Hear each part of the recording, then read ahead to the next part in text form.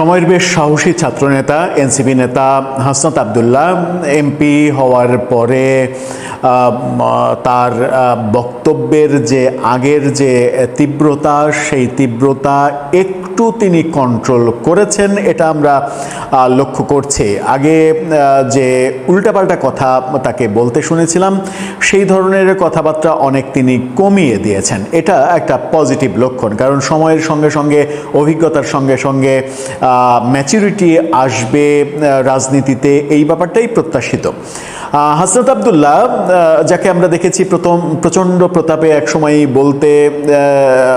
বলেছেন তিনি যে কারে ভয় দেখান, আরে কারে ভয় দেখান, চিৎকার করে। তিনি সাধারণত চিৎকার করে একেবারে ব্রহ্মতালুতে তুলে হারমোনিয়ামের স্কেলে তার ওই কণ্ঠ আঁটবে না, এরকম স্কেলে মানে বক্তৃতা দেওয়ার চেষ্টা করেন। বাংলাদেশের ধর্মভিত্তিক রাজনীতির একজন নেতা, যিনি আওয়ামী লীগ সরকারের আমলে রিসোর্ট কাণ্ডে জড়িয়ে পড়েছিলেন, তার বক্তব্যের সঙ্গে অনেকটা মিল রয়েছে ব্রহ্মতালুতে কথা বলার।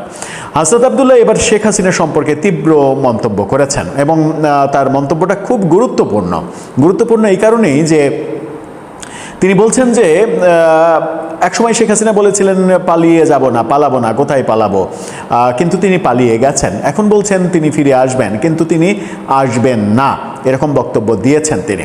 চলুন একটু বুঝে ওঠার চেষ্টা করি হাসনাত আবদুল্লাহ যখন এটা বলছেন তখন অন্য কারোর সঙ্গে কথাটা মিলে যাচ্ছে কিনা, বিএনপির জোটের নেতারা কি বলছেন, এবং হাসনাত আবদুল্লাহর সঙ্গে এই কথা, হাসনাত আবদুল্লাহর জীবনের সঙ্গে এই কথা অনেকটা মিলে যায় কিনা। থাকবেন পলিটিক্স টিভির নিয়মিত আয়োজন। হাসনাতের শেখ হাসিনা ব্যাপারে কথা, শেখ হাসিনার ডিসেম্বরে ফেরার যে ঘোষণা, সেই ঘোষণা নিয়ে প্রতিদিন কোনো না কোনো কথা হচ্ছে এবং জুলাই আন্দোলনের পক্ষের শক্তিরাই নানা রকমের কথা বলছে এবং শেখ হাসিনাকে প্রাসঙ্গিক করে রাখছেন তারা তাদের বক্তব্যের মাধ্যমে। হাসনাত এবার যেটা বললেন সেটাও শেখ হাসিনাকে প্রাসঙ্গিক ভাবারই এক ধরনের ইনডাইরেক্ট প্রচেষ্টা বলেই মনে হয়, কারণ শেখ হাসিনা যদি প্রাসঙ্গিক না হতেন তাহলে শেখ হাসিনাকে নিয়ে প্রতিনিয়ত এত কথাবার্তা হতো না।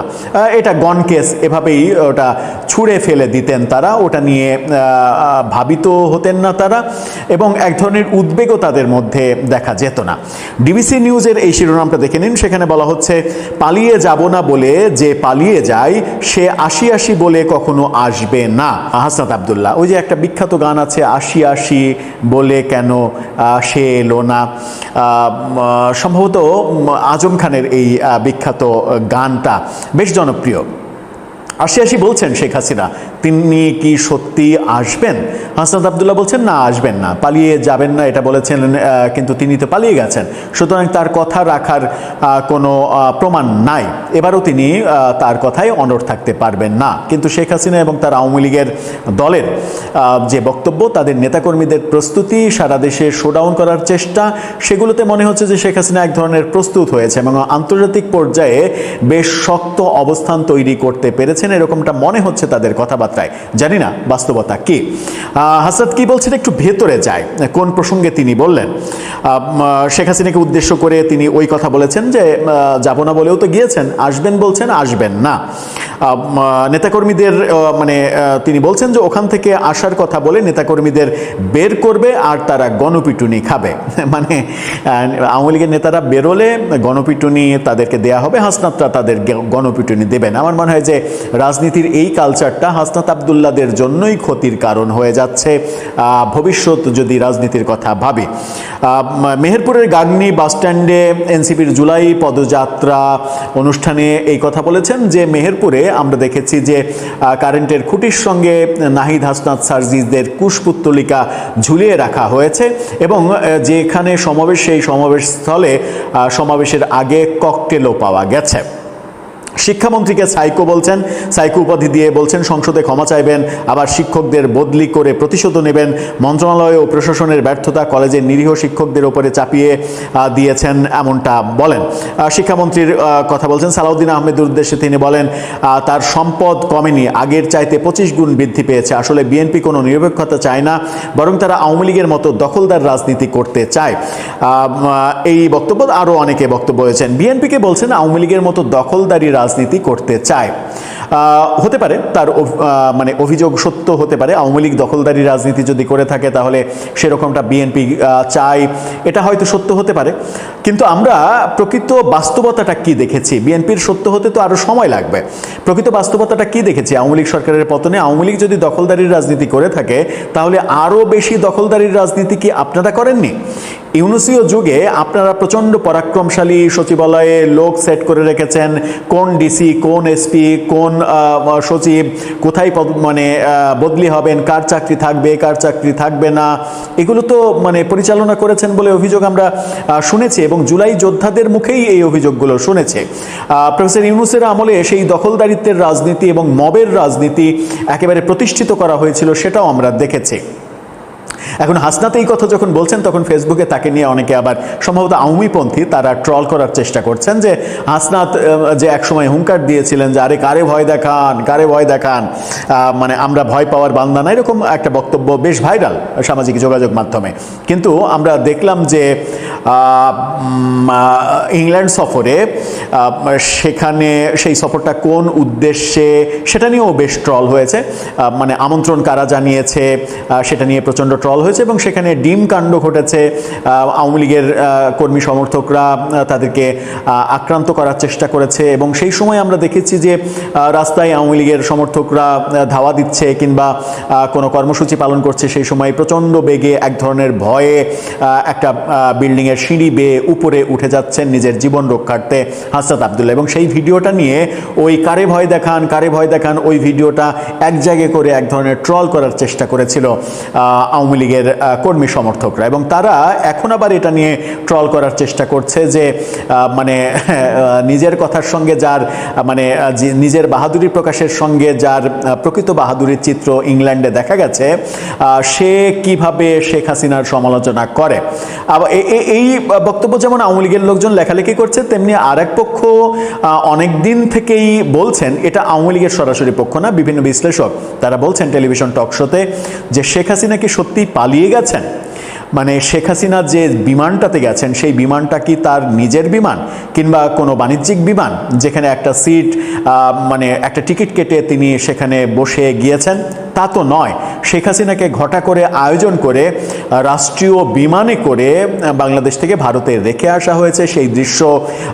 সেই দৃশ্যকে বর্ণনা করে অনেকে বলার চেষ্টা করেছেন শেখ হাসিনা পালিয়ে যাননি, তাকে দেশের বাইরে রেখে আসা হয়েছে, এবং সেটা রাষ্ট্রীয় পৃষ্ঠপোষকতাতেই করা হয়েছে। রাষ্ট্রীয় পৃষ্ঠপোষকতাতে যেটা করা হয়েছে সেটাকে পালিয়ে যাওয়া বলা যায় না। বিভিন্ন জন এরকম বিভিন্ন কথা বলছেন। যখন হাসনাত আবদুল্লাহ এই বক্তব্য দিচ্ছেন তখন আমরা দেখছি বিএনপি জোটের অন্যতম বেশ শক্তপোক্ত মুখ পার্থ, আন্দালিব রহমান পার্থ, যিনি শেখ হাসিনা যার সম্পর্কে ফুপু শাশুড়ি হন, এই ফুপু শাশুড়ি যিনি হন শেখ হাসিনা, তার সম্পর্কে আন্দালিব রহমান পার্থ কি বলছেন। কারণ আন্দালিব রহমান পার্থ শেখ হাসিনার আপন জামাই, মানে ধার করা মেয়ের বর না, আপন মেয়ের বর। আর মানে শেখ হেলাল শেখ পরিবারের অন্যতম প্রভাবশালী সদস্য, সেটা তো আমরা জানি। এই কর্মকাণ্ডগুলো চলে রাজনীতিতে। আমরা দেখেছি যে টুকু বিদ্যুৎ মন্ত্রী, তিনি কদিন আগে বললেন যে সব থেকে নিকৃষ্ট লোকেরা আওয়ামী লীগ করে, অথচ শেখ সেলিম তার বিয়ায়। ব্যাপারগুলো রাজনীতিতে বেশ মজার। পার্থ কি বলছেন এই শিরোনামটা দেখে নিন। সেখানে বলা হচ্ছে শেখ হাসিনা দেশে ফেরার বাস্তবতা নেই, অর্থাৎ তিনিও মনে করছেন শেখ হাসিনা দেশে ফিরবেন না। তিনিও মনে করছেন এটা তার দলীয় নেতাকর্মীদের এক ধরনের কি বলবো যে গরম করার এটা একটা রাজনৈতিক কৌশল, এটা একটা স্ট্যান্ডবাজি, এছাড়া তার ফেরার কোনো সম্ভাবনা নেই। ওয়েল অ্যান্ড গুড, ফেরার সম্ভাবনা না থাকলে তো সেটা একটা প্রতিষ্ঠিত কথা হয়েই গেল। কিন্তু শেখ হাসিনা ফেরার ঘোষণার পরে সরকার এবং সরকারের ঘনিষ্ঠ মহল এবং সরকারের বিরোধী মহলে যে ধরনের বক্তব্যের মানে টেন্ডেন্সি আমরা দেখছি, কিংবা বিরোধী পক্ষের মধ্যে যে ধরনের উদ্বেগ উৎকণ্ঠা প্রতিনিয়ত দেখছি, সেগুলো কি প্রমাণ করে যে শেখ হাসিনা ফিরবেন না এটা তারা বিশ্বাস করেন, কিংবা শেখ হাসিনা ফেরাটাকে তারা উদ্বেগজনক মনে করছেন না? এমনও তো গণমাধ্যমে খবর প্রকাশিত হয়েছে যে শেখ হাসিনা ফিরতে চাইলেও তাকে ফিরতে দেয়া হবে না, তাকে ট্রাভেল পাস দেয়া হবে না, কারণ সরকার এই মুহূর্তে চায় না যে দেশটার মধ্যে একটা বিশৃঙ্খল পরিবেশ তৈরি হোক যেটা শেখ হাসিনা ফেরার সঙ্গে সঙ্গে হয়ে যাবে। সুতরাং শেখ হাসিনা যে একটা ফ্যাক্ট বাংলাদেশের রাজনীতিতে এবং এই মুহূর্তে এক্স ফ্যাক্টর হয়ে দাঁড়িয়েছেন, সেটা অস্বীকার করা হয়তো মুখে যায়, কিন্তু বাস্তবতা সেরকমই ইঙ্গিত দেয়। এবং মানে আওয়ামী লীগের কর্মকাণ্ডে সেরকম খুব একটা টের পাওয়া না গেলেও আওয়ামী লীগের যারা বিরোধী পক্ষ, ইনক্লুডিং সরকারি দল এবং বিরোধী দল, সবার মধ্যে যে ধরনের শেখ হাসিনাকে নিয়ে কথা বলার প্রবণতা দেখছি, সেই প্রবণতাগুলো বলে দেয় শেখ হাসিনা বাংলাদেশে ফিরতে চাওয়াটা তাদের জন্য চরম উদ্বেগের একটা ব্যাপার। কারণ কেউই তো চান, আমি যদি পজিটিভলি বলি, কেউই তো চান না যে দেশটা আবার বিশৃঙ্খলার মধ্যে চলে যাক। শেখ হাসিনা ফিরলে সেই ফেরাটাকে কেন্দ্র করে আওয়ামী লীগের নেতাকর্মীরা মানে শোডাউন করার চেষ্টা করবে ব্যাপক, তারা শক্তি ফিরে পাবে এবং তখনই বিশৃঙ্খল পরিবেশের সৃষ্টি হবে। আওয়ামী লীগ মাঠে নামলে বিএনপি, জামাত, এনসিপি তারা সবাই যদি মাঠে থাকে, মাঠে আবার একটা গ্যাঞ্জাম হবে, সেটা তো আমরা কেউই চাই না। কিন্তু সমাধানটা কোথায়? সমাধানটা শেখ হাসিনা ফেরাতে নাকি না ফেরাতে? এই পক্ষ যাদের মধ্যে উদ্বেগ দেখা যাচ্ছে, তারা কিন্তু সবাই গত 2 বছর ধরে দাবি জানিয়ে আসছেন শেখ হাসিনাকে ফিরিয়ে আনতে হবে, ফিরিয়ে এনে তার দণ্ড কার্যকর করতে হবে। শেখ হাসিনা ফিরে আসতে চাইলে তো ব্যাপারটা আরও ভালো হয় যে তাকে আনা লাগলো না, তিনি আসলেন, তাকে গ্রেপ্তার করে কারাগারে নিয়ে তার ফাঁসির দণ্ড কার্যকর করে দেয়া হলো। রাজনৈতিক ইকুয়েশনটা কি এত সহজ, মানে সরল অঙ্কের মতো, নাকি এটা বীজগণিতের কঠিন কঠিন ফর্মুলার মধ্যে পড়ে যাবে? আপনার মতামত জানিয়ে লিখতে পারেন আমাদের কমেন্ট বক্সে। সম রেজাউল করিম বাংলাদেশের সুপ্রিম কোর্টের একজন আইনজীবী, সাবেক গৃহায়ন এবং গণপূর্ত মন্ত্রী এবং বাংলাদেশ আওয়ামী লীগের প্রেসিডিয়াম সদস্য। তিনি পিরোজপুর 1 আসন থেকে একাধিকবার সংসদ সদস্য নির্বাচিত হয়েছেন এবং আইন, সংবিধান এবং রাষ্ট্র পরিচালনা বিষয়ে দীর্ঘদিন ধরে সক্রিয় ভূমিকা পালন করছেন। 2024 সালের রাজনৈতিক পরিবর্তনের পর তার বিরুদ্ধে একাধিক মামলা দায়ের হলে তিনি বর্তমানে লন্ডনে অবস্থান করছেন। সেখান থেকেই তিনি আন্তর্জাতিক মহলে বাংলাদেশের রাজনৈতিক পরিস্থিতি, আওয়ামী লীগ নিষিদ্ধকরণ, বিচার ব্যবস্থা এবং মানবাধিকার ইস্যু নিয়ে সক্রিয়ভাবে কাজ করছেন। সম্প্রতি তিনি দিল্লিতে নির্বাসিত সাবেক প্রধানমন্ত্রী শেখ হাসিনার সঙ্গে দীর্ঘ সময় সাক্ষাৎ করে তার দেশে ফেরার পরিকল্পনা, চলমান রাজনৈতিক পরিস্থিতি, আওয়ামী লীগের জন্য এবং দেশবাসীর জন্য মেসেজ এবং আওয়ামী লীগের ভবিষ্যৎ কৌশল নিয়ে আলোচনা করেছেন।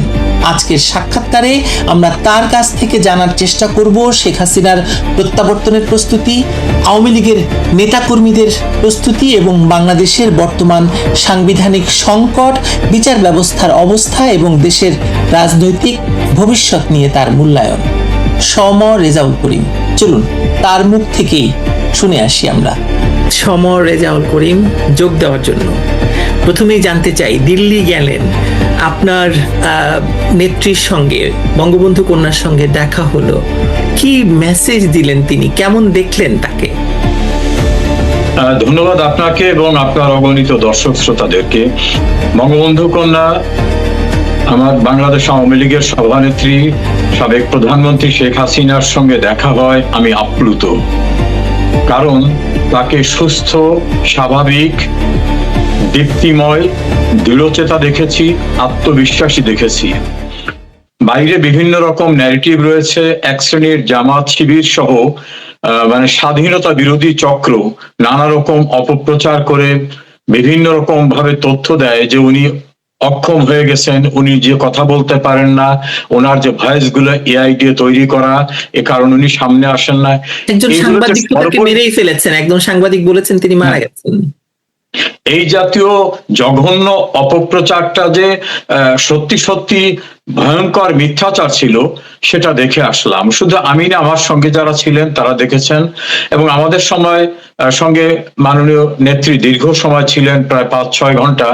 এই 5-6 ঘন্টা সময়ে প্রতিটা মুহূর্তেই তাকে প্রাণোজ্জ্বল মনে হয়েছে, তাকে দৃঢ়চেতা মনে হয়েছে, আশাবাদী মনে হয়েছে, তাকে পরিকল্পনা নিয়ে সামনের দিকে এগিয়ে যাওয়ার একটা প্ল্যানিং তার ভিতরে আছে, দূরদৃষ্টি সম্পন্ন মনে হয়েছে। কোনো ক্রমে তাকে শারীরিকভাবে অসুস্থ অথবা কোনো ঘটনায় তিনি হতাশ, এমনটা মনে হয়নি। বারবার মনে হয়েছে যে তিনি তার অভিজ্ঞতার ভান্ডারটাকে আরো সমৃদ্ধ করেছেন। বাংলাদেশটা যে বিপন্ন অবস্থায় পড়েছে, সেই বিপন্ন অবস্থা থেকে কিভাবে উত্তরণ ঘটানো যাবে, আবার কিভাবে বাংলাদেশকে তার মেইন স্ট্রিমে অর্থাৎ মুক্তিযুদ্ধের চেতনায় পুনরুদ্ধার করা যাবে সেই বিষয়গুলো নিয়ে তিনি আলাপ করেছেন। কি অবস্থায় ছিল বাংলাদেশ, সেখান থেকে তিনি কোথায় নিয়ে আসছেন সেগুলো আমাদের শেয়ার করছেন। যে একসময় বাংলাদেশ তো প্রাকৃতিক দুর্যোগের একটা সিম্বলিক রাষ্ট্র, দুর্নীতির একটা সিম্বলিক রাষ্ট্র ছিল। সেই বাংলাদেশটাকে যে কনস্টিটিউশনাল ফান্ডামেন্টাল নিডসটা, যে মানুষের অন্ন, বস্ত্র, বাসস্থান, চিকিৎসা, শিক্ষা, এই যে ডিমান্ডটাকে তিনি কিভাবে ফুলফিল করেছেন, কিভাবে নিজের টাকায় তিনি পদ্মা সেতু করেছেন, metro rail, elevated expressway, third terminal, Karnaphuli tunnel সহ প্রতিটি গ্রামে বিদ্যুতায়িত করা, প্রতিটি গ্রামে টেকনোলজি নিয়ে যাওয়া, ভূমিহীন মানুষদের ভূমি দেওয়া, গৃহহীন মানুষদের কিভাবে তিনি সরকারি টাকায় বাড়ি করে সরকারি ব্যয়ে রেজিস্ট্রেশন করে বিদ্যুতের কানেকশন দিয়েছেন। 125টি কর্মসূচির মাধ্যমে কিভাবে সামাজিক নিরাপত্তা বেষ্টনী, সোশ্যাল সেফটি নেটওয়ার্ক দিয়েছেন, কিভাবে মুক্তিযোদ্ধা, বিধবা, প্রতিবন্ধী, নারী এদেরকে পুনর্বাসন করেছেন। এই সমস্ত বিষয়গুলো তিনি শেয়ার করে বলছিলেন যে কোথায় নিয়ে গেছিলাম বাংলাদেশটাকে, আর সেই বাংলাদেশটা কোথায় নিয়ে আসছে। খুব গুরুত্বপূর্ণ একটা কথা উনি বলেছিলেন যে এই দেশটা শত শত বছরের হিন্দু, মুসলিম, বৌদ্ধ, খ্রিস্টানের একটা সাম্প্রদায়িক সম্প্রীতির দেশ। সেই দেশটাকে কিভাবে একটা সাম্প্রদায়িক রাষ্ট্রে পরিণত করার জন্য একটা জঙ্গিতন্ত্র এবং কিভাবে একটা অভদ্র বেয়াদবি সংস্কৃতি এস্টাবলিশ করা হয়েছে, এই বিষয়গুলো তিনি শেয়ার করে আমাদেরকে আমি আরো বলছিলেন। বিস্তারিত জানতে চাইবো, কিন্তু এখানে একটা গুরুত্বপূর্ণ প্রশ্ন আপনাকে করি। সমরেজাল করিম, বারবার বলা হচ্ছে যে শেখ হাসিনাকে বাংলাদেশ সরকার প্রত্যর্পণ চুক্তির আওতায় আনতে চান। শেখ হাসিনা কি বন্দী? প্রথম কথা হচ্ছে শেখ হাসিনা কি বন্দী? যদি বন্দী হন তাহলে আপনাদের মতো নেতৃবৃন্দের সঙ্গে, সাধারণ মানুষের সঙ্গে উনি কেমন করে দেখা করেন? 2 বা 3 নাম্বার ব্যাপার হচ্ছে যে শেখ হাসিনা বলছেন উনি নিজে ফেরত আসবেন, নিজে এসে আত্মসমর্পণ করবেন। উনি বলছেন আমি প্রত্যাবর্তন করব, কারণ আমাকে রেখে যাওয়া হয়েছে, আমি আসতে চাইনি, আমাকে রেখে যাওয়া হয়েছে। আর সরকার বলছে প্রত্যার্পণ চায়, তারা তাকে বন্দী হিসেবে দেখাতে চায়। শেখ হাসিনাকে কি বন্দী দেখেছেন আপনি? মানে কোনোভাবে হয়েছে? দেখুন, আমি একজন লয়ার, প্রায় 40 বছর আইন পেশায় আছি এবং ওনাকে আমি দেখে আসার পরে দুটো মিলিয়ে কথা বলছি। ওই চুক্তিটা যেটা, সেটা হচ্ছে বন্দি বিনিময়। অর্থাৎ বাংলাদেশের বন্দি যদি ভারতে থাকে, ভারতের বন্দি যদি বাংলাদেশে থাকে, তো বন্দির বিনিময় হবে। শেখ হাসিনা যখন ভারতে যান বা তাকে নিয়ে যাওয়া হয়, তখন কিন্তু তিনি বাংলাদেশের সাংবিধানিক প্রক্রিয়ায় নির্বাচিত প্রধানমন্ত্রী। প্রধানমন্ত্রীর প্রোটেকশন প্রোটোকলে, প্রধানমন্ত্রীর জন্য নির্ধারিত যানবাহনে তিনি ভারতে গিয়েছিলেন বা তাকে নিয়ে যাওয়া হয়েছিল। ভারত তাকে রিসিভ করেছে বাংলাদেশের প্রাইম মিনিস্টার হিসাবে। ভারত তাকে কখনো অ্যারেস্ট করেনি, ভারত তাকে কখনো ডিটেনশন দেয়নি, অর্থাৎ তিনি বন্দী নন। এবং ভারতের পররাষ্ট্রমন্ত্রী জয়শঙ্কর কিন্তু স্পষ্ট বলেছেন যে তিনি প্রধানমন্ত্রীর মর্যাদায় অতিথি হিসেবে আছেন। এটা খুব পরিষ্কার যে বাংলাদেশ থেকে তাকে যখন নিয়ে যাওয়া হয় তখন তো তিনি প্রাইম মিনিস্টার, তো প্রাইম মিনিস্টার ভারতে গেছেন, ভারত বাংলাদেশের প্রাইম মিনিস্টারকে রিসিভ করেছেন যে প্রোটোকলে, যেভাবে একজন ক্যাবিনেট মিনিস্টার রিসিভ করতে হয় সেইভাবে তাকে রিসিভ করেছেন। জয়শঙ্কর যেটা বলেছেন সেটা তো আছে, যেটা দিব্য চোখে দেখা যায়। তিনি প্রাইম মিনিস্টার হিসেবে গেছেন এবং সেখানে তিনি প্রাইম মিনিস্টারের জন্য যে প্রোটেকশন, প্রোটোকল, এন্টারটেইনমেন্ট সেটাই আছেন। আর যদি তিনি বন্দী হতেন তাহলে বন্দীদের সঙ্গে তো এভাবে দেখা করা যায় না। প্রায় আওয়ামী লীগের লোকেরা, মুক্তিযোদ্ধা, সাংবাদিক, সাহিত্যিক, সরকারি আমলার তার সঙ্গে দেখা করছেন। তাকে বন্দী হলে তো দেখা করা যেত না। এবং আমার সঙ্গে প্রায় 10 জন ছিলেন, আমরা 5-6 ঘন্টা তার সঙ্গে ছিলাম। যেখানে আমাদের সঙ্গে তার দেখা হয়েছে সেটাকে কখনো বন্দিখানা, জেলখানা, আটক স্থান মনে হয়নি। এবং তিনি একেবারে স্বাচ্ছন্দ্যে একজন রাষ্ট্রীয় অতিথি, রাষ্ট্রীয়ভাবে যে প্রোটেকশন প্রোটোকলে আছেন সেভাবেই ছিলেন, তিনি সেভাবে কথা বলেছেন। ফলে যে অর্বাচীনেরা বলে যে তাকে প্রত্যর্পণ চুক্তির আওতায় আনবো, এই প্রত্যর্পণ চুক্তি কিন্তু যে কয়টা পৃষ্ঠা, আমার মনে হয় এগুলো এরকম পড়েও নাই। কোন কোন ক্ষেত্রে প্রত্যর্পণ হয়? বন্দী হতে হবে, দ্বিতীয়ত তার জীবনের নিরাপত্তা নিশ্চিত হবে ভাবে শঙ্কিত থাকবে না, তৃতীয় হচ্ছে পলিটিক্যাল পারসিকিউশনের শিকার না, ইত্যাদি ইত্যাদি। তো শেখ হাসিনার ক্ষেত্রে তো প্রথমটাই নাই, পরের গুলো নিয়ে আলোচনা করার প্রয়োজন নাই, কারণ তিনি আদৌ বন্দী নন। তিনি ভারতের কাছে বাংলাদেশের প্রধানমন্ত্রী হিসেবে গিয়েছিলেন, সেই মর্যাদায় তিনি আছেন।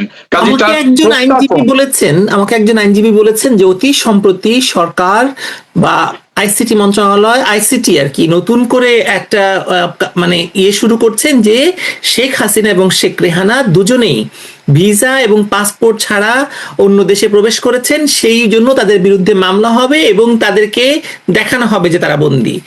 এরকম কিছু আপনি জানেন কিনা? দেখুন, আমি খুব মার্জিত ভাষা ব্যবহারের পক্ষে। অনেকেই হয় কি, মেয়াদ উত্তীর্ণ বিভিন্ন জিনিস টিনিস সেবন করলে কথাবার্তায় ঠিক থাকে না। অনেক আইনের ব্যাখ্যা দিচ্ছেন পলিটিক্যাল পারসেপশন থেকে। আইন এরকম না, এবং এ জাতীয় কথা যারা বলছেন তারা নির্বোধের মতো বলছেন। আইনের এবিসিডি সম্পর্কে তাদের কোনো ধারণা নাই, আমি চ্যালেঞ্জ করে বললাম।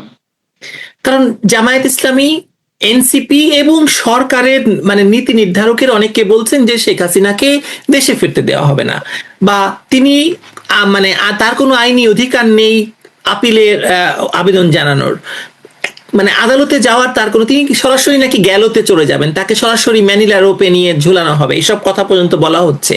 একজন সুপ্রিম কোর্টের আইনজীবী হিসেবে বলুন, একজন বাংলাদেশি নাগরিক এবং সাবেক প্রধানমন্ত্রীকে দেশে প্রবেশে বাধা দেওয়ার কোনো সাংবিধানিক বা আইনি ভিত্তি আদৌ আছে কিনা? শেখ হাসিনার বাবার নেতৃত্বে বাংলাদেশ স্বাধীন হয়েছে। শেখ হাসিনার নেতৃত্বে বাংলাদেশ আধুনিক সমৃদ্ধ বাংলাদেশে পরিণত হয়েছে।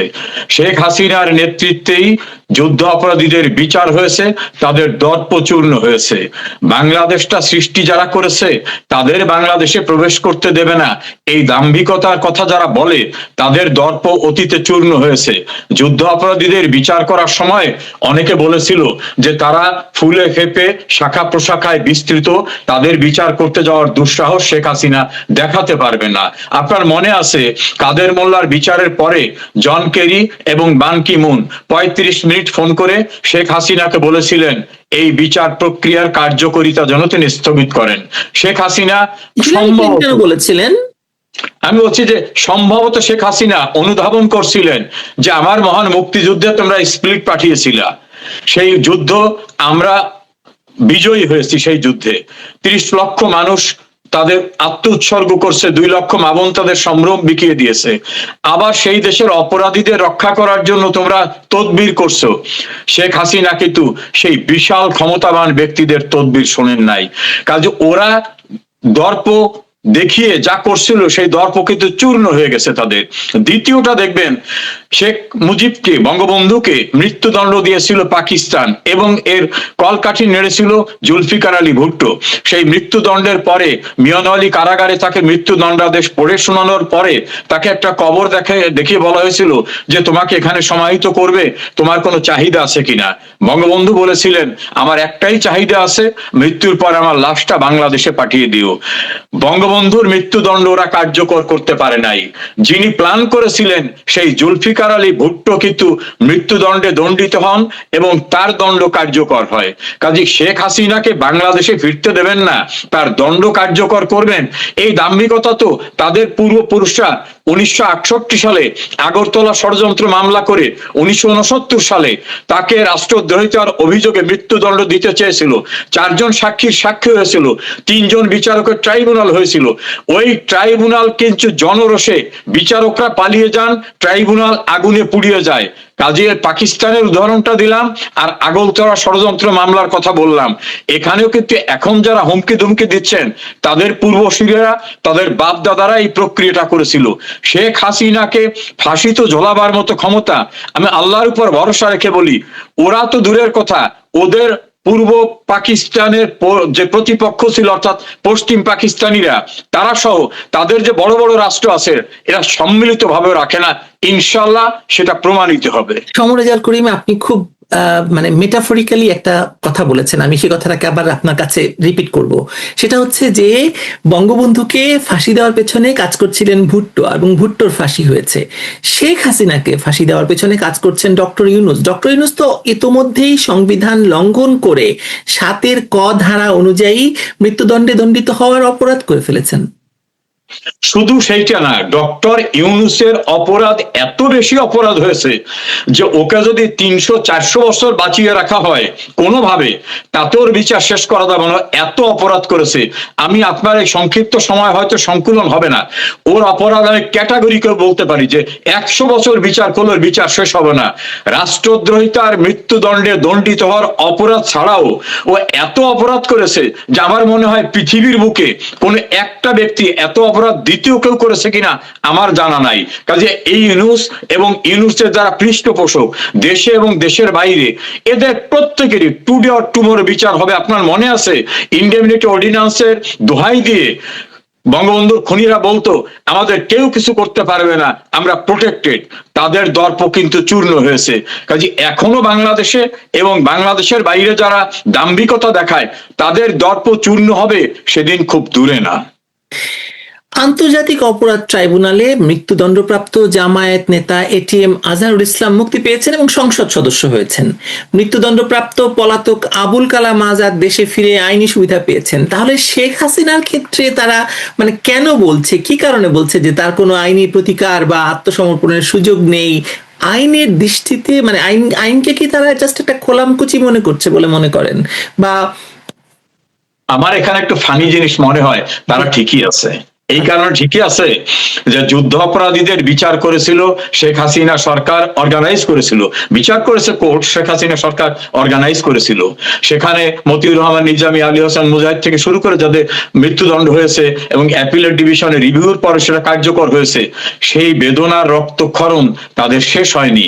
কাজে তারা শেখ হাসিনার ক্ষেত্রে অন্যরকম ভাববেন, এটাই তো স্বাভাবিক।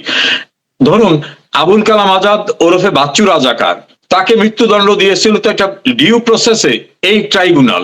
সেই ট্রাইব্যুনালের জাজমেন্টের পরে তিনি কিভাবে বাংলাদেশে আসলেন, কিভাবে তিনি ট্রাইব্যুনালে যাওয়ার পর দিব্যি ঘুরে বেড়াচ্ছেন, কিভাবে এটিএম আজহার আপিল রিজেক্ট হওয়ার পরেও আজহার কিভাবে মুক্তি পায়। যখন সিনারিওটা চেঞ্জ হয় তখন আইন কানুন, কোর্ট, বিচার ব্যবস্থা যারা ক্ষমতাসীন হয়ে দাঁড়ায় তারা যেমন করে ব্যবহার করে এই বর্তমান প্রেক্ষাপটে কিন্তু সেটা দৃশ্যমান। এই জন্য তারা আবুল কালাম আজাদের মৃত্যুদণ্ড আদেশ আপিল করে কোনো খালাস হয়নি। এটিএম আজহারের আপিল খারিজ হয়ে যাওয়ার পরে রিভিউ হচ্ছে রেয়ার এন্ড রেয়ারেস্ট কেসে, যদি আইনের ন্যূনতম কোনো ঘাটতি দেখা যায় সেই ক্ষেত্রে হতে পারে। তেমন কিছু না থাকা সত্ত্বেও তারা মুক্তি পেয়েছেন। যেভাবে সুপ্রিম কোর্টের প্রধান বিচারপতি সহ সকলকে ফিজিক্যালি অ্যাসল্ট করার কথা বলে তাড়িয়ে দিয়ে নতুন একটা বিচার ব্যবস্থা তৈরি করে এই ট্রাইব্যুনালের ব্যবস্থা তৈরি করেছেন, এটা সম্পূর্ণরূপে একটা মক ট্রায়াল, বানোয়াট ট্রায়াল, পলিটিক্যালি মোটিভেটেড ট্রায়াল। এবং এই বিচার ব্যবস্থার হচ্ছে সম্পূর্ণ বানোয়াট বিচার ব্যবস্থা। এখানে কোনো ন্যায় বিচার হয় নাই, আইনানুগ প্রক্রিয়াকে অনুসরণ করা হয়নি। এবং 1973 সালের যে আইনটা, এই আইনটা করার সময় পার্লামেন্টে কেন আইনটা করা হচ্ছে, যে উপস্থাপন করা হয়েছিল সেখানে বলা হয়েছিল 1971 সনে যারা যুদ্ধের সময় মানবতা বিরোধী অপরাধ করেছে তাদের বিচারের জন্য এই আইনটা। তো শেখ হাসিনা কি 1971 সালে যুদ্ধের সময় কোনো অপরাধ করেছেন? এখন যে বিচার প্রক্রিয়াটা এটা ক্যাঙ্গারু ট্রায়াল, যে আইনের শাস্তি সর্বোচ্চ মৃত্যুদণ্ড, সেই আইন রাষ্ট্রপতি অধ্যাদেশ দিয়ে মানে ঠিক করতে পারেন না বা অ্যামেন্ড করতে পারেন না, সংসদ প্রয়োজন হয়।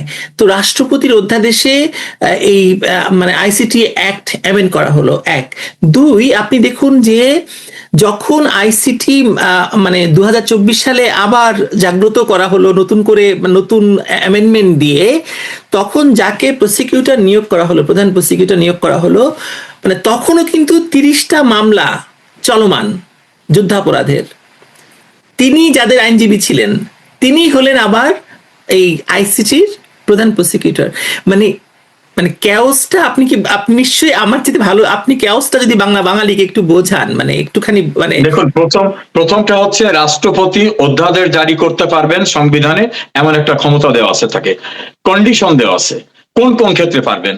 প্রথম হচ্ছে সংবিধানে যেটা নাই সেরকম কোন অধ্যাদেশ তিনি জারি করতে পারবেন না। ট্রাইব্যুনালকে রিফর্ম করার জন্য যে প্রভিশনটা করা হয়েছে এটা সংবিধানে নাই। তাহলে প্রথমেই হচ্ছে রাষ্ট্রপতির অধ্যাদেশ জারির যে ক্ষমতাটা আছে সেই ক্ষমতায় যে প্রিকন্ডিশনটা আছে সেই প্রিকন্ডিশনে এটা আসে না।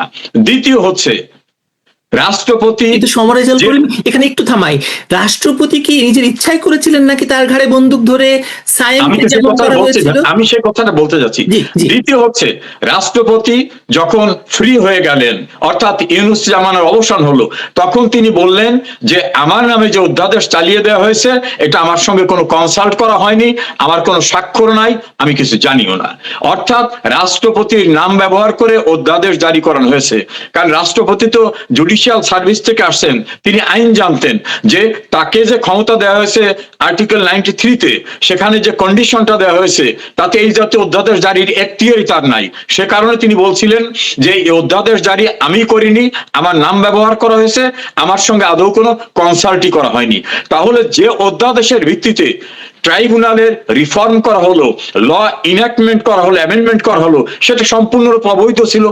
তো অবৈধতার ভিত্তিতে যে ট্রাইব্যুনাল, সেই ট্রাইব্যুনালের যে লিগাল প্রসিডিংস অর্থাৎ ট্রায়াল, সেই ট্রায়ালটা ইলিগাল। আর শিপটা এরকম হলো, যারা যুদ্ধ অপরাধী ছিলেন তারা হয়ে গেলেন সাক্ষী, যুদ্ধ অপরাধীদের আইনজীবী যারা ছিলেন তারা হলেন রাষ্ট্রপক্ষের আইনজীবী, যুদ্ধ অপরাধীদের বিচার অর্গানাইজ করেছেন যারা, তারা হয়ে গেলেন আসামি।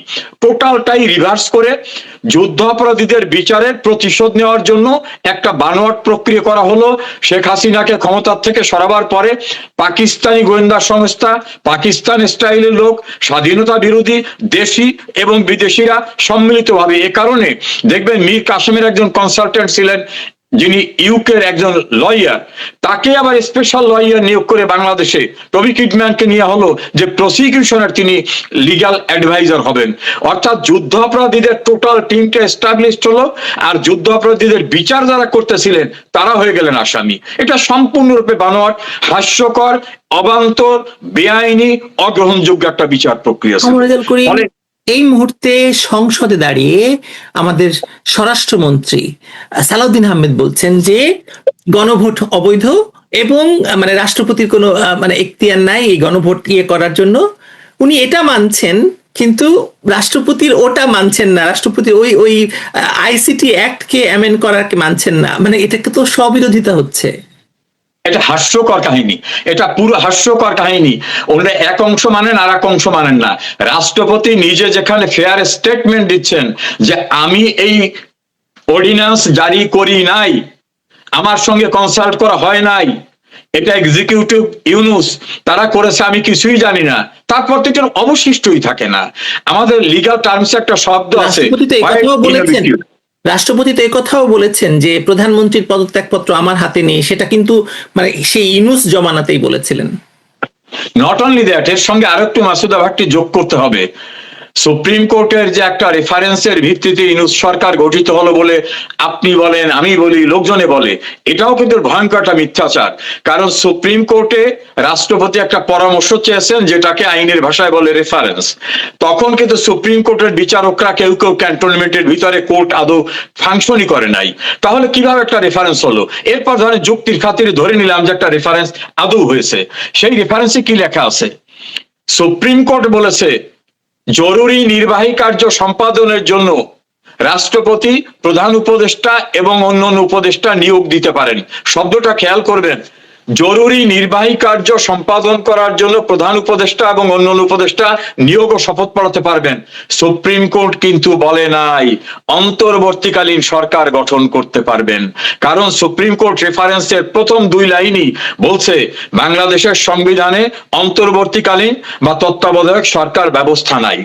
অর্থাৎ সুপ্রিম কোর্টও আইনের ঊর্ধ্বে না, শুরুতেই সুপ্রিম কোর্ট ওই কথাগুলি বলে দিয়েছেন যে সংবিধানে এই ব্যবস্থা নাই। তাহলে ইউনূস যে অন্তর্বর্তীকালীন সরকার দাবি করেন, আদৌ সরকার গঠনের জন্য সুপ্রিম কোর্ট কোনো মতামত দেয় না। আমি চ্যালেঞ্জ করে বললাম আদৌ সরকার গঠনের জন্য মতামত দেয়নি। তাহলে প্রশ্ন আসে, তাহলে কেন নিয়োগ দিতে বললেন? হ্যাঁ, রাষ্ট্রপতি রাষ্ট্রের প্রধান, তার যদি অ্যাডভাইজার দরকার হয়, তার প্রেস অ্যাডভাইজার থাকতে পারে, তার সেক্রেটারি থাকতে পারে, তারা রাষ্ট্রপতির অ্যাডভাইজার হিসেবে কাজ করতে পারে। অন্তর্বর্তীকালীন সরকার নামে কনস্টিটিউশনে কোনো সরকার নাই। সুপ্রিম কোর্টও অন্তর্বর্তীকালীন সরকার গঠনের জন্য রাষ্ট্রপতিকে কোনো অনুমোদন দেয় নেই। ফলে ইউনূস সরকার হিসেবে দাবি করে যা কিছু করেছে এটা আনকনস্টিটিউশনাল, ইললিগাল এবং সুপ্রিম কোর্টের টার্মস অফ রেফারেন্সের সম্পূর্ণ বাইরে ছিল। এ কারণেই কি যেসব রিট হচ্ছে সেসব রিট খুব দ্রুত খারিজ হয়ে যাচ্ছে এবং কোনো জায়গায় শুনানি পর্যন্ত হচ্ছে না? আমি যতখানি জানি, আমি মহসিন রশিদকে ইন্টারভিউ করেছিলাম, উনি বললেন যে গত রোববার একটা শুনানি হয়েছে এবং আবার শুনানির মানে শুনানি এখন চলবে। কি মনে করছেন এই আইসিটি উনি চ্যালেঞ্জ একটা করেছেন? নোটিশের ভিতর থেকে সিনিয়র 18 জন বিচারককে বাড়ি পাঠিয়ে দিল এবং পাঠালো কি সরকারি কর্মচারী বাধ্যতামূলক অবসর। তার বিচারকরা কি সরকারি কর্মচারী? দ্বিতীয়ত, সুপ্রিম কোর্টের অ্যাপিলেট ডিভিশনের প্রধান বিচারপতি সহ 6 জন, হাইকোর্ট ডিভিশনের প্রায় 20 জন, সবাইকে খড়গ হাতে ধরা। ফলে এই অবস্থায় তো আর বিচার হতে পারে না। এই অবস্থা হতে পারে ফরমান যেটা জারি হবে সেটা হতে পারে, নাহলে মহসিন রশিদ যে কয়টি রিট পিটিশন করেছেন, আমার 40 বছরের ল প্র্যাকটিসের এক্সপেরিয়েন্স থেকে বলবো প্রত্যেকটা substantive questions of law involve. এখন যে বিচারকরা তার চাকরি রক্ষা করতে চান, যারা তাকিয়ে দেখেন যে আমার প্রধান বিচারপতিকেই ফিজিক্যালি মারতে চায়, দেখেন যে দিনের ভিতরে বের করে দেয় সাবেক প্রধান বিচারপতির হাতে হ্যান্ডকাপ মার্ডার কেসে, এইসব দৃশ্য দেখার পরে সেখানে আর কি বিচার হতে পারে? কাজে যা কিছু হচ্ছে কর্তার ইচ্ছায় কীর্তন হচ্ছে। আপনাকে তো আরো একটা মানে বিষয় আপনার বোধহয় নজরে এসেছে কিনা জানি না, নিশ্চয়ই এসেছে। কারণ হচ্ছে একজন মানুষ যিনি ইউনূসের আমলে হলেন অ্যাটর্নি জেনারেল, তারপরে উনি নির্বাচন করলেন পদত্যাগ করে, পদত্যাগ এখন প্রধান মানে আইনমন্ত্রী হয়েছেন। ওই আমলে উনি আইন প্রণয়ন করেছেন, এখন আবার সেই মানে উনি আবার এখন আইন প্রয়োগ করবেন। ব্যাপারটা আসলে তো মানে যে বললাম ক্যাওটিক, আপনি ক্যাওটিক, এবং এই ক্যাওস কতদিন চলবে বলে আপনার মনে হচ্ছে সময়? যতক্ষণ পর্যন্ত স্বাধীনতা বিরোধী চক্র পর্দার আড়ালে ভেতরে বাইরে থেকে এই রাষ্ট্র ব্যবস্থাকে দখল করে রাখবে, ততক্ষণ এটা চলবে। আপনার একথা ভাবার কোনো কারণ নাই যে তারেক সরকারই দেশটা চালাচ্ছে। তারেক সরকার, তারেক জিয়া সরকারের প্রধানমন্ত্রী আছেন বটে, কিন্তু প্র্যাকটিক্যালি দেখবেন কর্মকাণ্ডে সর্বত্র যেটা জামাত এবং জামাতের যে ব্রাঞ্চ আছে, এবি পার্টি, এনসিপি এবং অন্যান্য যারা আছে, এগুলো জামাতের অংশ, এটা নাথিং নিউ। এরা যেভাবে চাচ্ছে সেভাবে হচ্ছে, পাকিস্তান স্টাইলের সবকিছু করা হচ্ছে। তারেক রহমান হয়তো 59 দিন দেশের বাইরের থেকে যাওয়ার পরে প্রধানমন্ত্রী হয়েছেন, কাজে তিনি প্রধানমন্ত্রিত্ব নিয়ে হয়তো সন্তুষ্ট আছেন। না হলে তিনি যে ওয়াদাটা প্রথম দিনই করেছিলেন, সেই ওয়াদার পরিপন্থী যা কিছু হবার সবকিছু হচ্ছে। আপনি যদি ক্যাটাগরিক্যালি আসেন, তাহলে ইউনূস সরকার ছিল অবৈধ। ইউনূসের মাধ্যমে যে নির্বাচন হয়েছে সেই নির্বাচনটাও ছিল অবৈধ। সেই নির্বাচনের মাধ্যমে যারা ক্ষমতা এসেছে তাদের কি বৈধ বলার কোনো অবকাশ আছে? লিগ্যাল পার্সপেক্টিভে কোনো অবকাশ নাই। ধরেন শেখ হাসিনা পার্লামেন্ট ডিসলভ করার জন্য বলেন নাই, আইনে পার্লামেন্ট ডিসলভ করার একটা বিধিবিধান আছে, সেই বিধিবিধান অনুসারে শেখ হাসিনাকে লিখিতভাবে বলতে হবে পার্লামেন্ট ডিসলভ করেন, অথবা পার্লামেন্টের মেয়াদ শেষ হতে হবে, অথবা শেখ হাসিনার মেম্বারশিপ স্পিকার ছিলেন, স্পিকারের ইয়ে হতে হবে তো না। আমি বলছি যে এই তিনটা পার্লামেন্ট তো ডিসলভ হওয়ার মতো কোনো কারণ নাই। তাহলে পার্লামেন্ট ডিসলভ হওয়ার জন্য যে কন্ডিশন গুলো থাকতে হবে, একটা কন্ডিশন ছিল না, তাহলে কিভাবে পার্লামেন্ট ডিসলভ হলো? সেকেন্ড, পার্লামেন্ট যদি ডিসলভ হয় কতদিনের ভিতর ভোট হতে হবে? সেই সময়ের ভিতর ভোট হয়েছে? হয়নি। ভোট করার জন্য কারা অনুরোধ করবেন?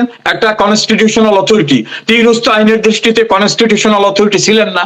তিনি যদি ইলেকশন কমিশনকে বলেন একটা ইলেকশন অনুষ্ঠান করেন, তাহলে তার অনুরোধে ইলেকশন কমিশন যদি ইলেকশন হোল্ড করে, তাহলে বেআইনি ব্যক্তির রিকোয়েস্টে যে ইলেকশনটা হোল্ড হলো সেটাও বেআইনি।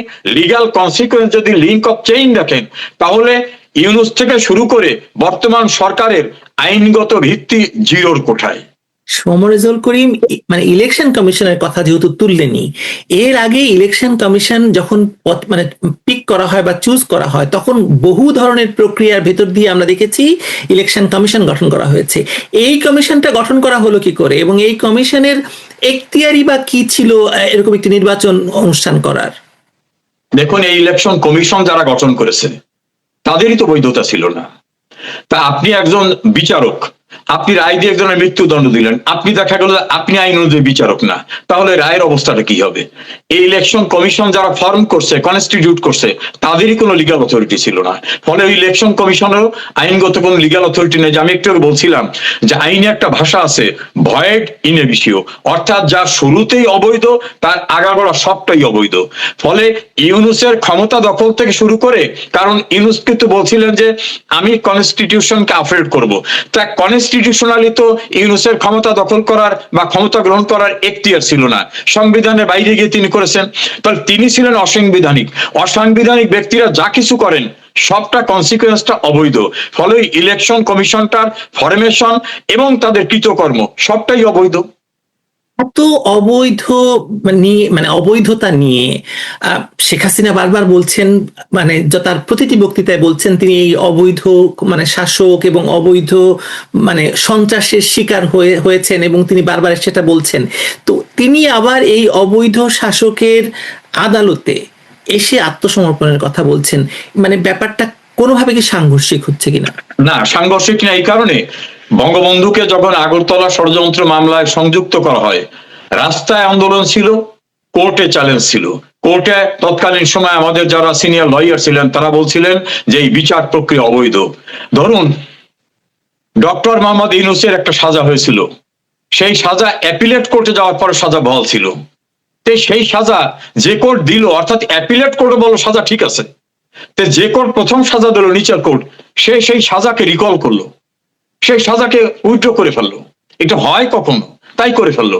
ইউনূসের বিরুদ্ধে একটা দুর্নীতির মামলায় উনি হাইকোর্টে আসলেন, হাইকোর্ট বলল না তোমার বিরুদ্ধে এই মামলা সঠিকভাবে চলবে। উনি সুপ্রিম কোর্টে গেলেন, সুপ্রিম কোর্টে মামলা চলমান অবস্থায় হঠাৎ করে শোনা গেল সুপ্রিম কোর্টে মামলা চলতেছে, ইতিমধ্যে উনি সিলেক্ট হয়ে গেছেন চিফ অ্যাডভাইজার।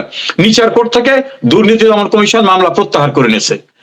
সুপ্রিম কোর্টে মামলা চলমান, নিচের কোর্ট থেকে মামলা শেষ হয়ে গেল। অনুরূপ ভাবে পরিস্থিতি বলে দেবে কি অবস্থায় দাঁড়াবে।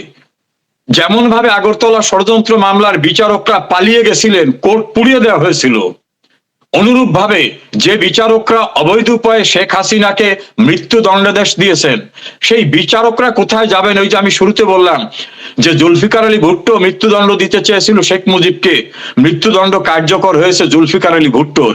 কাজী ম্যান প্রপোজ গড ডিসপোজ একটা শব্দ আছে, পরিস্থিতি কোথায় কাকে নিয়ে যাবে সেজন্য তাদেরও প্রস্তুত থাকতে হবে। কারণ এত বড় জঘন্য অন্যায়, বিচারের নামে এত বড় অবিচার, এত বড় অন্যায়, এর একটা ন্যাচারাল পানিশমেন্ট তাদের উপর বর্তাবে। আর ডিউ করছে তো এগুলো টিকবেই না। শেখ হাসিনা বলেছেন আমি আত্মসমর্পণ করব। আত্মসমর্পণ মানে কি? তিনি চ্যালেঞ্জ করবেন যে আমার বিরুদ্ধে এই বিচার হয়েছে, এটা অন্যায় হয়েছে, যদি কোর্টের প্রসিজার চায়।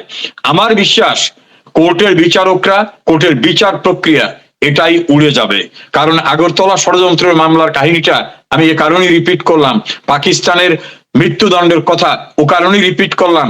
11 বঙ্গবন্ধু কন্যাকে সাজা দেওয়ার জন্য সমস্ত প্রক্রিয়া সম্পন্ন করেছিল সেনা সমর্থিত সরকার, শেষ পর্যন্ত তাদেরই কিন্তু পালিয়ে যেতে হয়েছে। কাজে পরিস্থিতি বলে দেবে কে পালাবে আর মৃত্যুদণ্ড কারটা হবে, কারটা কার্যকর হবে ইনশাআল্লাহ। আওয়ামী লীগের শীর্ষ নেতৃত্ব ধীরে ধীরে দেশে ফেরার প্রস্তুতির কথা বলছে। আমি অনেকের সাথে কথা বলেছি, তারা বলেছেন আপনিও নিশ্চয়ই যাওয়ার জন্য তৈরি হয়ে আছেন, উদ্গ্রীব হয়ে আছেন, কারণ আপনার দেশ, আপনি বাংলাদেশে রাজনীতি করেছেন, ওকালতি করেছেন, আপনি সর্বোচ্চ আদালতে ওকালতি করছেন। আপনার মূল্যায়নে এই প্রত্যাবর্তন কি রাজনৈতিক কর্মসূচি নাকি মানে সাংগঠনিক পুনর্গঠনের সূচনা? শেখ হাসিনা বলছেন আমি দেশটাকে মুক্ত করতে যাব, আপনাদেরও তো সেই দায়িত্ব রয়ে গেছে। দেখুন, দেশটাকে মুক্ত করতে চাইলে ওনার শক্তি হচ্ছে বাংলাদেশের জনগণ এবং ওনার উইপেন হচ্ছে ওনার অর্গানাইজেশন। তো ওনার সংগঠন দিয়েই, কিন্তু ওনার সংগঠন বলতে বাংলাদেশের সবচেয়ে প্রাচীনতম সংগঠন যেটা, সেই সংগঠনের নেতৃত্বে কিন্তু বাঙালি জাতির ইতিহাসের যা কিছু গৌরবময় অর্জন তা কিন্তু অর্জিত হয়েছে বাংলাদেশ আওয়ামী লীগের নেতৃত্বে, বঙ্গবন্ধুর নেতৃত্বে, এবং আধুনিক সমৃদ্ধ বাংলাদেশ এসেছে শেখ হাসিনার নেতৃত্বে। এটা তো আর উনি একা করতে পারেন নাই, ওনার একটা সংগঠন ছিল তৃণমূল থেকে শুরু করে কেন্দ্র পর্যন্ত, ওনার নেতা কর্মীরা আছে, তাদের মাধ্যমে এটা ইলেকশন হয়েছে, গভর্নমেন্ট ফর্ম হয়েছে। কাজে শেখ হাসিনার পরিকল্পনা আছে, আমি এটা যেটা বুঝতে পেরেছি, তিনি সংগঠনকে ঢেলে সাজাবেন, সংগঠনকে সংগঠিত করে বাংলাদেশের শুধু আওয়ামী লীগের না, মুক্তিযুদ্ধের চেতনায় যারা বিশ্বাস করে, তারা অনেকে হয়তো আওয়ামী লীগ করে না, কেউ nap, communist party, workers party, সাম্যবাদী দল, জাতীয় পার্টি করতে পারেন। উনি তো সকলকে নিয়ে, মুক্তিযুদ্ধের পক্ষের সকলকে নিয়ে বাংলাদেশটাকে পুনরুদ্ধার করতে চান এই স্বাধীনতা বিরোধীদের হাত থেকে, এবং ঋত গৌরবকে পুনরুদ্ধার করে বাংলাদেশকে আবার তার মেইন স্ট্রিমে নিয়ে আসতে চান। এটা তার সাংগঠনিক ভিত্তিকেও ঢেলে সাজাবেন, দেশকে পুনর্গঠন করবেন, মুক্তিযুদ্ধের চেতনাকে রেস্টোর করবেন। সবটাই হয়তো তার পরিকল্পনার ভিতর আছে বলে আমার বিশ্বাস। কিন্তু ধরেন 2 বছরে 2.5 বছরে আমরা যা দেখলাম, বাংলাদেশকে একটা এমন জায়গায় নিয়ে যাওয়া হয়েছে, ধরুন এই অবৈধতাকে পশ্চিম সমর্থন দিচ্ছে, এই অবৈধতাকে ডিপ স্টেট সমর্থন দিচ্ছে। আপনি একটা জিনিস লক্ষ্য করেছেন কিনা জানি না সমরজল করিম, যে পাকিস্তানের মতোই বাংলাদেশটা চলছে, সেনাবাহিনী পেছনে দাঁড়িয়ে আছে। সেনাবাহিনী যে 5ই অগাস্টে মানে বঙ্গভবনে গিয়ে বললেন আমার উপর ভরসা রাখুন, তারপর থেকে কিন্তু সেনাবাহিনী এখনো মাঠে, সেনাবাহিনী কিন্তু সরানো হয়নি। এমত অবস্থায় বাংলাদেশের মানে বাংলাদেশকে আপনারা ফেরাবেন কি করে? আপনাদের সেই শক্তি, আপনারা বলছেন জনগণের শক্তি, আপনাদের দলকে নিষিদ্ধ করে রাখা হয়েছে। মানে আপনিও জানেন, আমিও জানি যে এই অসাংবিধানিক একটা ক্ষমতা বলে মানে আওয়ামী লীগকে নিষিদ্ধ করা হয়েছে। এখন আবার আন্তর্জাতিক অপরাধ ট্রাইব্যুনালে আওয়ামী লীগের দল হিসেবে বিচার করার আয়োজন চলছে। তো সব মিলিয়ে এত নেগেটিভিটি বা এত ব্যারিয়ার আসলে কিভাবে আপনারা? দেখুন, এটা কোনো বিষয় নেই, কারণে পৃথিবীর ভিতরে খুব গুরুত্বপূর্ণ এবং সাহসী যোদ্ধা হচ্ছে পাকিস্তানের সেনাবাহিনী। তাদের নেতা ছিলেন ফিল্ড মার্শাল মোহাম্মদ আইয়ুব খান, ধারাবাহিকভাবে আগা মোহাম্মদ ইয়াহিয়া খান, টিক্কা খান, এবং তাদের খুব ট্যালেন্টেড পলিটিক্যাল গ্রুপ ছিল, এবং বিশ্বের বড় রাষ্ট্র তাদের পিছনে ছিল, বড় 2টি রাষ্ট্র। এই সকল শক্তিকে কিন্তু নিরস্ত্র বাঙালিরা মোকাবেলা করেছে। তার চেয়ে শক্তিশালী কোনো প্রতিপক্ষ বাংলাদেশে কিন্তু এখনো না। হয়তো আওয়ামী লীগের সাংগঠনিক দুর্বলতা হতে পারে, আওয়ামী লীগ যাদের বিশ্বাস করেছিল তাদের বিশ্বাসঘাতকতা হতে পারে, অনেকগুলো ঘটনা একত্রিত হয়ে 2024-এর ভয়ঙ্কর একটা মেটিকুলাস ডিজাইন সফল হয়েছে। শেখ হাসিনার দূরদৃষ্টি আছে, পলিটিক্যাল ম্যাচুরিটি আছে, তার রাজনৈতিক প্রজ্ঞার বয়স 58 বছর, 58 ইয়ার্স। কাজী তার এবং তার সহকর্মীদের সব মিলিয়ে কিভাবে পরিস্থিতি মোকাবেলা করতে হবে, এই দূরদৃষ্টি, ধীশক্তি, অভিজ্ঞতা তাদের আছে। ইনশাআল্লাহ তাদের সেই রণকৌশল সফল হবে। আমরা মনে করি যারা আজকে দাম্ভিকতা দেখাচ্ছে, আর আমি সেনাবাহিনীকে মনে করি দেশপ্রেমিক সেনাবাহিনী, এই সেনাবাহিনী বিপন্ন অবস্থায় ছিল। এই সেনাবাহিনীকে আধুনিকায়ন করা, তাদের বেতন ভাতা বৃদ্ধি করা, তাদের পদমর্যাদা বৃদ্ধি করা, জেনারেলদের স্টার বৃদ্ধি করা, তাদের আনুষঙ্গিক সুযোগ সুবিধা দেওয়া, সবকিছু শেখ হাসিনার নেতৃত্বে এসেছে। জাতিসংঘের শান্তি মিশনে তারা গেছে। এর ভিতর সকলে যে বিশ্বাসঘাতক তা আমি মনে করি না। আমি মনে করি সেনাবাহিনীকে যেভাবে বিভ্রান্ত করা হয়েছে একটা অংশকে, তাদের সেই বিভ্রান্তির ফলশ্রুতিতে শেখ হাসিনা সরে আসার পরে বাংলাদেশটা কিভাবে বিপর্যয়ের ভিতর পড়েছে, কিভাবে জঙ্গি উত্থান হয়েছে, কিভাবে আইন শৃঙ্খলা পরিস্থিতির অবনতি ঘটেছে, কিভাবে সেনাবাহিনীকে আনসার ভিডিপির মতো ট্রিট করা হয়েছে, কিভাবে সেনাবাহিনীর স্ট্যাটাসকে ধ্বংস করা হয়েছে, কিভাবে সেনাবাহিনীকে গালিগালাজ করা হচ্ছে, নিশ্চয়ই এটা তাদের নলেজ আছে। আমি বিশ্বাস করি সব পরিস্থিতিকে নিশ্চয়ই একটা রণকৌশল নিয়ে বঙ্গবন্ধু কন্যা এগোবেন এবং পরিস্থিতি মোকাবেলা করা সম্ভব হবে। আরেকটি প্রশ্ন, দুটো প্রশ্ন দিয়ে শেষ করব। একটা শেষ প্রশ্ন হচ্ছে, আপনার পরিবারের সদস্যদের বিরুদ্ধেও আইনি ব্যবস্থা নেওয়া হচ্ছে। একজন আইনজীবী, একজন রাজনীতিক হিসাবে আপনার অভিজ্ঞতা কি বলছে? বর্তমান সময়ে আইন তো সবার জন্য সমানভাবে প্রয়োগ হচ্ছে কিনা, নাকি রাজনৈতিক পরিচয় বিচারিক প্রক্রিয়াকে একেবারেই ভয়াবহভাবে মানে প্রভাবিত করছে? দেখুন, বঙ্গবন্ধু কন্যা শেখ হাসিনার বিরুদ্ধে মামলার পরিমাণ হলো 613টা, এর ভিতর অধিকাংশ খুন। তা আমার তো মনে হয় রোবট ছাড়া সম্ভব নয়, এত জায়গায় উনি খুন খারাপি করছেন। তো উনি 613টা খুন খারাপি মামলার আসামি। আমি কোটা বিরোধী আন্দোলনের সময় আমার নির্বাচনী এলাকায় ছিলাম, 3টে উপজেলা পরিষদের মিটিং টিটিং এ। ঢাকায় হত্যা মামলায় আমি আসামি হয়ে গেলাম।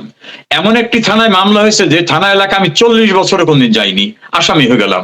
আমার একটা ভাই ব্যাংকে চাকরি করে, কোনোদিন কোনো রাজনীতিতে না, হঠাৎ করে ব্যাংকের থেকে সে গ্রেফতার হয়ে গেল। কি আমার ভাই, আমার আত্মীয় স্বজন সহ আমার নেতা কর্মীরা সবাই আসামি হয়ে যাচ্ছে, আমার পরিবারের সদস্যরা। এটা হয়েছে, আমাদের কাছে একটা তথ্য আছে, আমরা যারা আওয়ামী লীগ করি, আওয়ামী লীগের যারা প্রমিজিং, আওয়ামী লীগের যারা লিডারশিপে ছিল, সেকেন্ড লিডারশিপে আসতে পারে, পূর্বে লিডারশিপে ছিল, যারা ভবিষ্যতে দাঁড়াতে পারে, তাদের সবাইকে হিউমিলেট করার জন্য হত্যা মামলা, সন্ত্রাসের মামলা, দুর্নীতির মামলা, এটা একটা স্টিগমা লাগানো, একটা ছাপ্পা দেওয়ার জন্য এগুলো করা হচ্ছে। আর বিচার ব্যবস্থা বলতে কিছু নাই। ধরেন একটা মামলার কথা বলি, আমি তখন ফুল মিনিস্টার, আমার বাড়িতে পুলিশ প্রহরা থাকে, রাস্তায় চলতে গেলে পুলিশ থাকে। সেই সময় নাকি আমি গভীর রাতে একটা জায়গায় গিয়ে একজনের বাড়িতে আগুন দিয়েছি। এই আগুন দিয়েছি তখন আমি মন্ত্রী। তো বুঝেন, রাত 2টার সময় আমি একজনের বাড়িতে আগুন দিয়েছি, এ জাতীয় একটা মামলা হয়েছে। আবার ঢাকায় আমি সচিবালয়ে মন্ত্রী হিসেবে কাজ করছি, সেই সময় আমার নির্বাচনী এলাকায় মারামারি হয়েছে, সেই ঘটনায় আমি সরাসরি উপস্থিত থেকে হুকুম দিয়েছি। এই জাতীয় হাস্যকর মামলা মনে হয় বাংলাদেশের না, ভারত উপমহাদেশের ইতিহাসে এমন পলিটিক্যালি হ্যারাস, হিউমিলেট করার জন্য মামলা 6 লাখের উপরে মামলা, 4 লাখের উপরে আওয়ামী লীগের নেতা কর্মীদেরকে সম্পৃক্ত গ্রেফতার করা হয়েছে, অনেককে কারাগারে মেরে ফেলা হচ্ছে, অনেকে এই মামলার কানেকশনে বাড়িতে নির্মম নির্যাতন করা হচ্ছে, স্বামীকে না পেয়ে স্ত্রীকে ধর্ষণ করা হচ্ছে। এই যে ভয়ঙ্কর অবস্থাটা, এই অবস্থাটার প্রায়শ্চিত্ত একদিন তাদের করতে হবে। এটা কোনো বিচার ব্যবস্থা না, কোনো আইনের শাসন নাই, যা ইচ্ছা তাই চলতেছে। এর শিকার আমি যেমন, আমার অসংখ্য নেতা কর্মীরাও। আমি ধন্যবাদ জানাবো আপনাকে, কিন্তু তার আগে একটা প্রশ্ন করতে চাই, সর্বশেষ প্রশ্ন। সেটা হচ্ছে, আপনি বঙ্গবন্ধু কন্যাকে দেখে এসেছেন, মুক্ত শেখ হাসিনাকে দেখে এসেছেন, এবং প্রধানমন্ত্রীর মর্যাদায় তাকে দেখে এসেছেন। আপনি যদি একটা বাক্য বা একটা কথা শেখ হাসিনার ওখান থেকে টেক ওয়ে নিয়ে আসেন, আপনার জন্য, আপনার আওয়ামী লীগের জন্য, এবং যেটা আমি হেডলাইন করতে পারি, এরকম কি আপনি বলবেন আমাকে বলেন, দেশবাসীর